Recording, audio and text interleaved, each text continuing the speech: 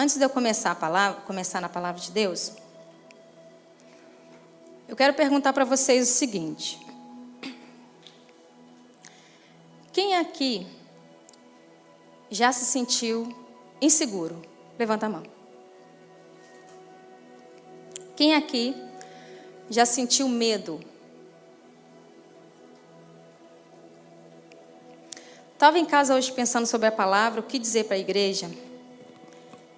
E aí me veio um testemunho que eu passei com a minha família. Nós temos muitos afilhados e temos muitos padrinhos de casamento. Ao todo são quantos padrinhos de casamento, meu esposo? 50. E afilhados? Mais de 50. Então você sabe, somos muito conhecidos e realizamos muito casamento. E uma dessas idas e vindas, a gente conheceu um casal, projeto missionário. Ele era do sul, ela era do nordeste. E se encontraram no sudeste, um projeto missionário. Se conheceram, começaram a namorar e resolveram casar. Convidou eu e meu esposo para ser padrinho deles. Fomos nós para o nordeste. Tudo preparado para ir. Chegamos no aeroporto atrasado. Tinha que fazer o check-in para pegar o voo. A aeromoça falou assim, o voo já está saindo. Não tem tempo de você... Faz seu check-in rapidinho e você vai. E meu esposo, mas ele vai ficar... E vai perder o voo. Aí ele falou comigo, vai... Foi em Aracaju o casamento. Vai que eu fico. Vou despachar a mala. E você vai com a Brenda. A Brenda tinha acabado de acordar. O cabelo da minha filha estava nessa altura. E naquela hora eu senti uma insegurança muito grande. E um medo. Porque a primeira viagem que eu ia fazer sozinha, eu e ela, para Aracaju, lugar onde que eu não conhecia. Só de ouvir falar. Vai, porque depois eu vou. Me deu um dinheiro, acho que era R$200, com a Brenda no colo e com uma pequena mochila. Passei, sentei. E aquilo no meu coração doeu, sabe por quê? Porque além de estar insegura, eu estava perdida. No voo, eu não consegui falar com os meninos em Aracaju, que a gente estava dentro do voo, que a gente ia chegar no horário. Meu esposo ficou no aeroporto. Eu não sabia se ele ia chegar. Eu com a Brenda, pequena, num lugar que eu não conhecia, indo para um lugar que eu nunca vi, nunca pisei, e com ninguém conhecido. Aquilo me bateu um medo. Falei, estou perdida. Sentei dentro daquele avião, comecei a chorar. E chorei, e chorei. Falei assim, Senhor, eu tenho R$200. Estou com o documento da minha filha, vou parar no aeroporto. E eu vou para onde? Meu celular descarregou. Sim, aquele dia foi o dia. Ali, eu falei assim, Senhor, cuida de mim, porque eu estou me sentindo insegura. Eu estou com medo. Porque, irmãos, meu esposo está aqui, ele sabe. Ele é muito aventureiro. No Rio de Janeiro, quando a gente ficou um período em Teresópolis, a gente descia a serra para ir para o Rio. Todo mundo tem medo do Rio, porque o Rio é perigoso. Mas ele adora aventura. Ele falou assim, vamos para Botafogo. Aí passar perto da favela, parecia que o carro, nossa, assim, querendo ir para a favela, e ele ria. E eu falava assim, não, volta para a linha vermelha e amarela, porque se você pegar a linha vermelha e amarela, você vai chegar onde você quer. Se você sair, dá na favela. E ele tem esse espírito aventureiro. Ele gosta de lugares que ele não conhece. Agora, eu já não gosto desses lugares. Me dá um pavor de estar e não saber onde que eu estou. De estar aqui e não saber se eu vou para lá ou se eu vou para cá. Eu não consigo. Me dá nervoso, eu vou ficar nervosa. E ele sabe, toda vez que a gente vai viajar e não sabe para onde vai, ele fala assim, amor, senta no banco de trás. Porque eu vou ficar nervosa, eu desconcentro ele vai ficar nervoso. E algo que o Espírito Santo falou comigo é... Quantas pessoas estão perdidas dentro da igreja? estão inseguras dentro da igreja, estão com medo dentro da igreja. E uma coisa que eu quero falar hoje com vocês, vai ser mais uma chave que nós vamos abrir hoje, sobre a nossa identidade em Deus e o nosso destino. Para entender nossa identidade, precisamos buscar a nossa origem. Qual é a nossa origem? A nossa origem está lá em Gênesis 1:26. Façamos o homem à nossa imagem, conforme a nossa semelhança. Toda identidade forjada longe do caráter de Deus é mentira. Precisamos voltar ao início e olharmos para a ótica do Criador, que vamos achar a resposta. No Salmo 139, no versículo 1 e 2, o salmista diz assim: Senhor, Tu me sondas e me conheces. Tu conheces o meu assentar e o meu levantar. De longe estendes o meu pensamento. Quero fazer uma pergunta para você. Você está vivendo longe daquilo que você foi criado? Ou melhor, para que você foi criado? Qual é o seu propósito? Mas antes de a gente chegar na nossa identidade, precisamos buscar primeiro a identidade de Deus. Quem é Deus para você? Você pode dizer assim, mas irmã, eu sei quem é Deus. Isaías fala muito bem de quem é Deus. Isaías 9 fala quem é Deus, porque Ele é maravilhoso, Ele é conselheiro, príncipe da paz. Isso, independente do que eu e você ou Isaías vai achar, isso é Deus. Ele diz para Moisés, eu o sou, e basta. Mas eu estou perguntando nessa noite, quem é Deus para você? Não o que está escrito na palavra, mas na realidade daquilo que Deus faz para você. Quem é o Senhor? Deus, Ele se apresenta como para você? Como você vê Deus? Buscar a sua identidade é saber a identidade do seu Pai. E uma coisa eu queria fazer aqui com os irmãos. Quando a gente vê o pai como chefe, todo chefe, ele dá ordens, tem sua conduta, tem sua forma de fazer. Mas, em comparação com o pai, eu fiz o seguinte: o chefe, ele não ama. O pai, ele ama. O chefe, ele abusa em todos os níveis. O pai respeita. O chefe não ouve. O pai ouve. O chefe nos torna prisioneiros. O pai nos tornou livres. O chefe nos deixa sozinho. O pai nos deu muitos e muitos irmãos. O chefe, ele nos rejeita. O pai, ele nos aceita. O chefe, ele é injusto. O pai pratica a justiça e é fiel. Se você vê Deus como chefe, você está se vendo como um empregado.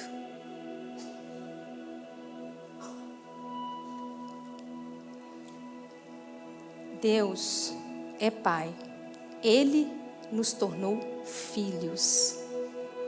E filhos amados por Ele. Em Romanos 9, 20, diz: todavia, quem és tu, homem, para questionar a Deus? Porventura a coisa formada dirá o que se formou: por que me fizeste assim? Qual é o seu propósito? você precisa entender o seu propósito, o seu chamado. Você precisa se ver em Deus, na identidade do Pai. Em Romanos 8:28 diz assim: estamos certos de que Deus age em todas as coisas com o fim de beneficiar todos os que o amam, dos que foram chamados segundo o seu propósito. Meus amados, eu creio que pior que a morte é viver uma vida sem propósito. É viver uma vida sem o direcionamento do Pai, sem saber o porquê você está aqui. Vir aos cultos na terça-feira e ao domingo. E eu quero chegar com você nisso. Mas minha irmã, me fala, como eu faço para entender esse propósito? Primeiro, saber quem é Deus em você. Não que a palavra diz que Ele é, porque Ele é, vai ser e sempre será. Agora, o que Ele é em você, que é o importante. E esse propósito, ele está diretamente ligado à nossa história. A minha autoridade vem das minhas marcas. Mas minha irmã, eu sofri muito. Eu sofri muito, você não conhece a minha história. Aqui algumas pessoas ouviram o meu testemunho. Vocês acreditam que eu tenho autoridade para falar de criança que cresceu em abrigo? Eu tenho autoridade para falar sobre família destituída? Tenho ou não? Você tem autoridade para dizer sobre o seu passado para alguém? E dizer que Jesus pode libertar, Jesus pode curar? Tem ou não? Você tem as marcas. E Deus, muitas vezes a gente questiona, Senhor, mas por que eu passei por isso? Eu me questionava. Tantas pessoas comuns, tendo uma família, tendo uma estrutura, eu cresci num lar onde que não tinha estrutura. Por quê, Senhor? Sempre por quê. E nunca para quê. Hoje, eu consigo entender o para quê. Eu consigo entender que eu estou aqui, que a minha história vai gerar vidas em outras pessoas. Que eu tenho um propósito. Mas eu quero que nessa noite você consiga entender qual é o seu propósito. O porquê você estar aqui hoje. Amém? Em Jeremias 1:15, isso daqui é muito forte. Eu quero que você abra a sua Bíblia aí. Marque para mim. Em Jeremias 1:15.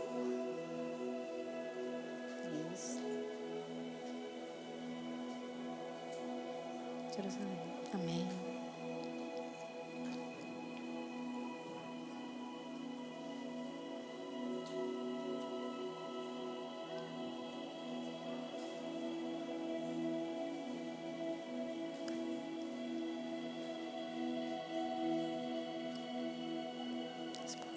Não, não é esse versículo, não.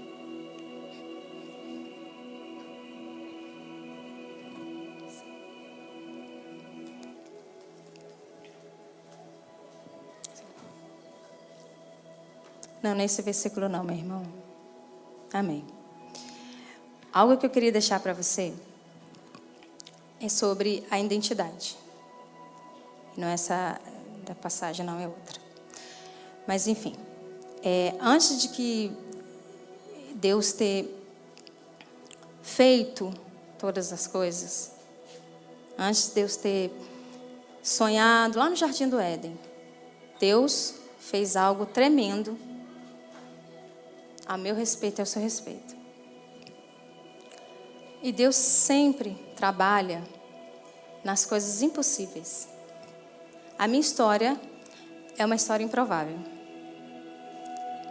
E o Espírito Santo de Deus sempre trabalhou comigo nisso, de me forjar para as coisas dele, me trazer para a realidade que ele queria que acontecesse comigo. Deus colocou a sua identidade em mim. Essa identidade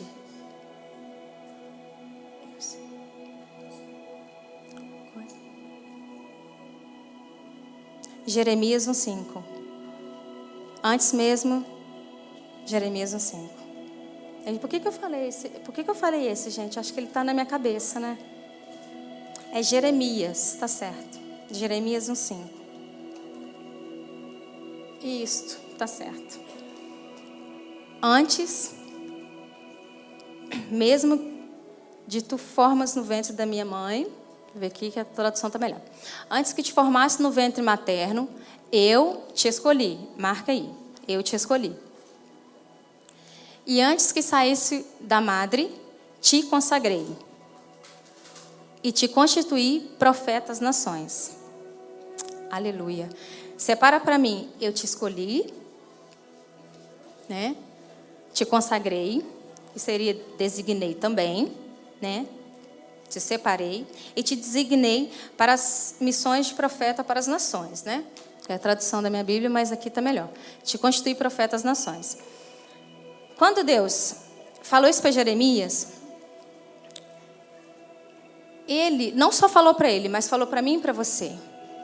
Algo tão profundo aqui, porque primeiro Deus escolhe. Depois ele separa e depois Deus envia. Às vezes a gente pergunta assim: Deus, eu sou o único da minha família que teve uma experiência com o Senhor. Muitas pessoas ainda não tiveram. Eu estou orando, eu estou orando, eu estou orando. Leia Jeremias 1:5. Eu te escolhi. Ele te separou e ele te enviou. Consegue entender? Você está aqui hoje, você foi separado por Deus. Ele te escolheu. E Ele quer te enviar. Mas para isso você precisa saber quem você é em Deus. O seu propósito. Algo também que Deus falou comigo é sobre esse caráter de Deus e esse Deus como Deus missionário. O que mais a gente estuda na missiologia é uma visão de Deus missionário. O que seria isso, minha irmã? É celebrar essa grandeza de Deus. É saber quem Deus é na palavra. O Pai se revela no Antigo Testamento através do profeta. É Deus e um homem. No Novo Testamento, Deus se revela aos homens. Seriam os discípulos. Deus e os discípulos. E nos dias atuais? Como Deus se revela? Deus se revela dentro de mim e de você. Você consegue entender que o processo que Deus fez foi um processo de missão? De resgate? Consegue entender que Deus, Ele trabalha para alcançar o coração do homem? E uma característica que eu vejo em Deus, toda vez que uma pessoa aceita Jesus, faz os primeiros passos, caminha com o Senhor, a gente orienta a ler o livro de João. Por que João? João fala do amor. E quando no Antigo Testamento a gente depara com isso, a gente vê uma história lá em Gênesis, né, quando Deus fala com Adão. Gênesis 2:9. Ele vai falar da árvore do conhecimento do bem e do mal. Mas no versículo 17, né, aí ele fala sobre a árvore do conhecimento do bem e do mal e orienta para que Adão e Eva não comem, porque no dia que eles comerem vão morrer, certo? E com isso a gente entende que Deus expulsou Adão e Eva do jardim do Éden, porque eles conheceram o bem e do mal. E eu estava assim: Senhor, mas o Senhor é tão amor. E assim, eu sei que porque eles pecaram e comeram da fruta, mas é só isso? Aí o Espírito Santo falou assim: não, volta lá, dá uma lida de novo. No versículo 17, Deus ordena a Adão e Eva não comer da árvore do conhecimento do bem e do mal, mas também existe a árvore da vida. E quando Adão e Eva comeu do conhecimento do bem e do mal, eles conheceram o pecado. Se Deus permanecesse com Adão e Eva no paraíso, eles comeriam a árvore da vida. e viveriam eternamente no pecado. Isso é amor ou não é? Olhando para a ótica de um Deus missionário. Ali, eu creio que quando Adão e Eva saíram do jardim e as portas se fecharam, acho que o coração de Deus doeu muito. Porque Ele tinha projetado tudo isso. Uma família, um lar, os filhos perto dele. Todo dia Ele falava com Adão. Todos os dias Ele falava com Adão. Ele tinha intimidade com Adão. E aí a gente vê que Deus é um Deus de amor. Mas no Novo Testamento, Deus também se revela como Deus doador. Quem Deus doou para morrer pelos meus pecados? Quem foi? Quem foi? Jesus, isso aí. Em João 3,16, é o que a gente decora quando a gente aceita Jesus. Porque Deus amou o mundo de tal que o unigênito, para que todo aquele crê, não pereça, mas... Aleluia. Glória a Deus. Então, esse também é um Deus doador. Porque Ele doou. Ele se deu por você e por mim. Conhecendo a Deus, conhecendo os propósitos de Deus, quem é Deus? Agora a gente precisa conhecer quem nós somos. Na ministração que a gente teve em Curitiba, teve uma parte que uma das professoras fez uma dinâmica com a gente. Perguntou assim: anote no papel o que as pessoas dizem a seu respeito. Imediatamente só vê coisa ruim. Só coisa ruim. Aí comecei a anotar, só coisa ruim. Falaram isso aqui, isso aqui. E ela começou a trabalhar, começou a falar com a gente sobre isso. Quem eu sou? Quem você é?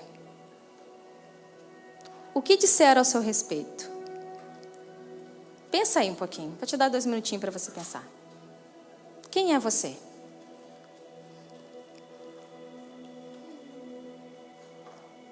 O que disseram ao seu respeito?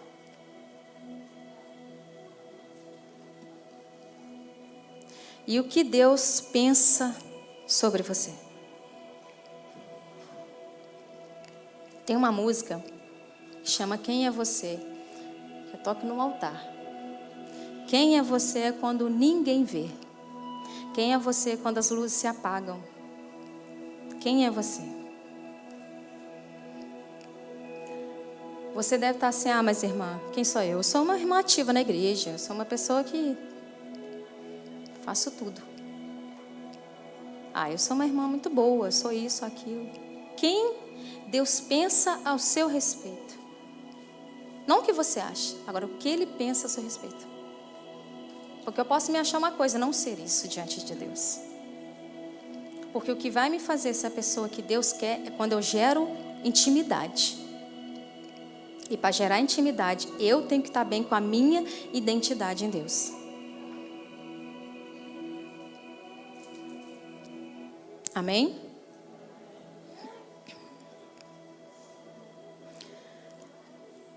No começo da pregação, eu falei se você sentia medo, se sentia inseguro.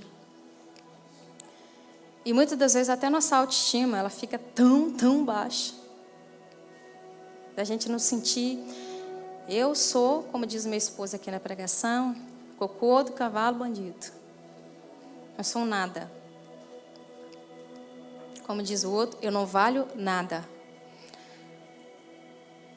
Toda vez que a gente pensa a nosso respeito, ah, mas, nossa, eu sou tão assim. Mas é o que Deus pensa de você? É o que a Bíblia diz que você é? Fala para mim.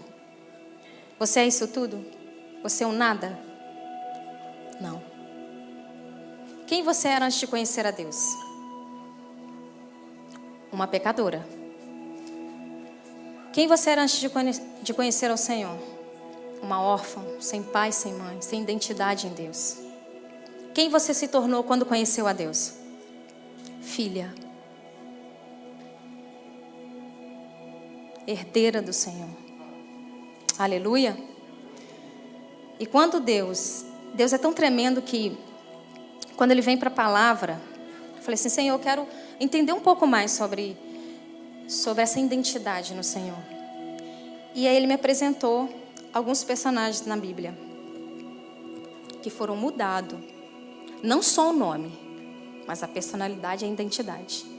O primeiro todos nós conhecemos, que está em Gênesis 17, 5, de Abrão. Ele foi chamado Abraão, né? Porque Abrão significa pai grande, pai elevado. E Abraão, pai de multidões. O segundo que nós também conhecemos bastante é Jacó. Está lá em Gênesis 35, 10. Jacó é um enganador, o trapaceiro. Mas ele mudou para Israel, príncipe de Deus. Olha que coisa tremenda. Depois tem mais um, que é o Simão. Mudou-se para Pedro. Está em Marcos 3,16. Simão é inconstante. Pedro, rocha, pedra. Jesus fala, Pedro, sobre essa edificarei a minha igreja. E o último, que eu acho também muito importante, Saulo para Paulo. Olha que quando eu olhei isso aqui, eu falei assim, Senhor, que coisa tremenda, né? Deus realmente Ele vem para quebrar muitos paradigmas. Porque Saulo é o grande. Paulo é o pequeno. Olha que coisa tremenda. Porque realmente ele se sentiu grande, o poderoso, perseguidor dos filhos do Senhor, o maioral. Mas quando ele teve encontro verdadeiro com Jesus, ele se tornou o pequeno, o perseguido. E isso é tremendo, Deus é tremendo. Ele trabalha na nossa identidade. Eu fui pesquisar, lá em Curitiba eu tive essa ministração também de nomes. E todo o meu nome, eu sempre me achei assim, amada por Deus. Quando eu entendi o meu propósito, eu falei, não, eu sou amada por Ele. E aí eu fui buscar a tradução do meu nome e descobri realmente que o meu nome é amada por Ele. E eu fiquei muito feliz por isso. Eu falei assim, Senhor, que coisa tremenda. Que coisa tremenda. Uma pessoa que não era amada, não era desejada, hoje, restaurada em Deus, eu me sinto amada. Eu sou amada por Ele, e eu sou amada pela minha família, e eu sou amada pela igreja. E eu sou muito feliz, porque quem faz isso em nós é Deus. É Deus que restaura. É Ele que traz a nossa identidade. Consegue entender? O seu propósito está ligado com isso, diretamente ligado à sua identidade. Você fala assim, minha irmã, eu gosto tanto de evangelizar os moradores de rua. Eu gosto tanto de trabalhar nos abrigos. Eu sinto amor tão grande pelas mulheres que sofrem, né? Abuso, violência. Minha irmã, direcione o seu chamado. Está na hora de você ir. Está na hora de você entender o seu destino. Se você entende quem é Deus e aonde Deus quer que você esteja, você consegue entender o propósito. Tem uma frase que diz assim, muito, muito comum essa frase, que é: quando eu não sei para onde estou indo, qualquer caminho serve. Mas isso não pode ser o que você pensa. Você não está aqui perdido. Você precisa entender o seu propósito, o caminho certo. Porque Jesus diz, eu sou o caminho, a verdade e a vida. Ninguém vem ao Pai a não ser por mim. Então você já sabe qual é o caminho. Você só precisa entender. e achar essa identidade nele, de filha. Deixar para trás a questão de ser órfão. Mas eu não posso, eu não tenho capacidade, Deus não me chamou. Não, Deus chamou sim. Você é chamado por Ele, você é escolhido por Ele, e Ele está te enviando a fazer o propósito. Designou você para você ir para o seu destino. Quando eu e você entendemos isso, claramente o Espírito Santo de Deus fala ao nosso coração. É algo que Deus falou comigo fortemente, foi em relação à cafeteria. Ela nasceu de um sonho do meu esposo. E eu falei assim, amor, eu quero fazer parte desse sonho. Eu quero orar, eu quero servir. Mas ela só veio se tornar real quando ele entendeu tempo, direcionamento, onde fazer. Porque propósito para a cafeteria ser aberta, já comentei com algumas pessoas, ela seria no sul, em parceria com outra igreja, já tinha toda a estrutura montada, em Curitiba ou em Matelândia. O pastor nos ofereceu, monta aqui a cafeteria. Outras pessoas também já chegaram, monta aqui. Mas ele entendeu por que montar em Moriaé. Por que essa cidade?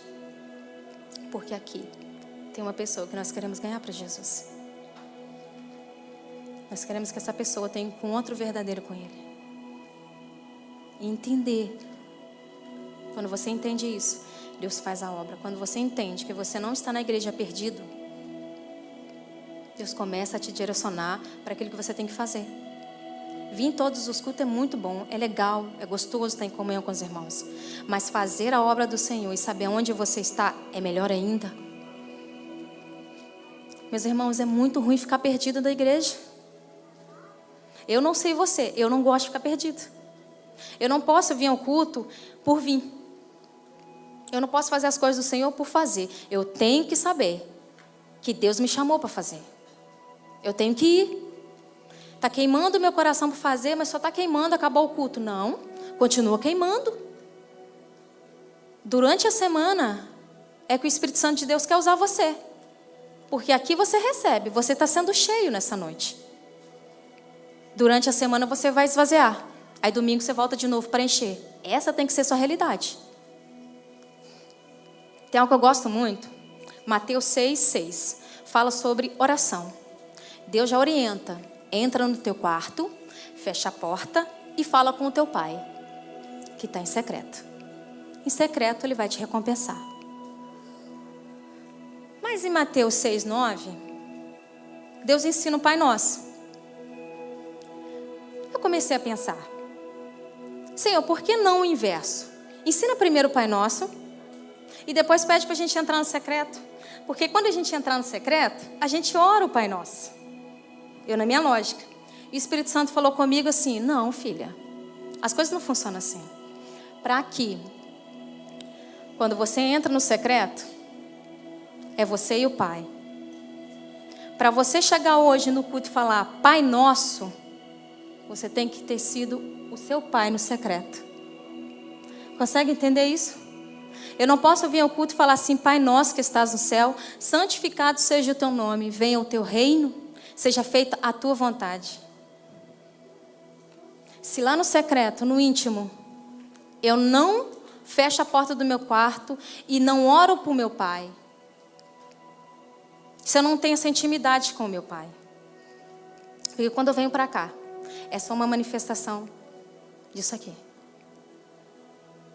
Do íntimo, do secreto, do individual, do pessoal com o pai. É por isso que muitas vezes a gente tem vários questionamentos de pessoas que falam assim, hoje a palavra não foi boa. Aquela missionária trouxe uma palavra que não foi para mim, não estava querendo ouvir aquilo. Eu não vim para isso. Eu vim para uma palavra confortante. Eu quero para minha casa tranquila. O louvor hoje não foi legal, não. Eles não cantaram a minha música. Eu não fiquei arrepiada. Mas é porque no secreto você não conhece o seu pai. Então, quando você estiver no público, ele não se manifesta, porque não vai ser o mesmo pai que o meu. Porque se eu estou buscando, aqui só é a manifestação do Pai Nosso. Consegue entender isso? Gostaria que você ficasse de pé agora.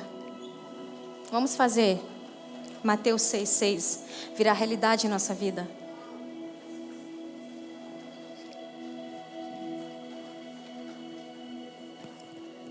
Aleluia. Feche os seus olhos. Quando eu estava ali, o Espírito Santo de Deus me incomodou para algo. Eu vou fazer. Porque ele falou: minha filha, terça-feira eu te chamei. Não foi o pastor, fui eu que te chamei. Então, amém. Estou aqui. Glória a Deus, aleluia. Os irmãos vão estar ministrando aqui. E eu quero que você ore ao Senhor. Pergunte a Ele: Deus, no secreto, na intimidade, se eu ainda não cheguei lá, se eu ainda estou distante disso, Pai, eu quero voltar agora. Me ensina, Senhor, até essa intimidade. Eu quero retornar. Porque eu não posso chegar terça-feira e domingo e celebrar algo que eu não estou vivendo. Porque a intimidade só gera no relacionamento com o Pai. Então ore a Deus: Senhor, se revele a mim. Senhor, me mostra o meu propósito. Espírito Santo de Deus, chega, eu já estou cansado de ficar perdido dentro da igreja. Eu estou perdido, não sei para onde que eu vou. Qual o direcionamento? Eu não sei, Senhor, me mostra. Somente no secreto Deus te revela. A oração é algo que te liga a Deus. E a palavra Deus liga com você. Então ore a Deus. Pede ao Espírito Santo de Deus para falar com você. Para ativar em você o seu destino. Pois Ele é a sua identidade.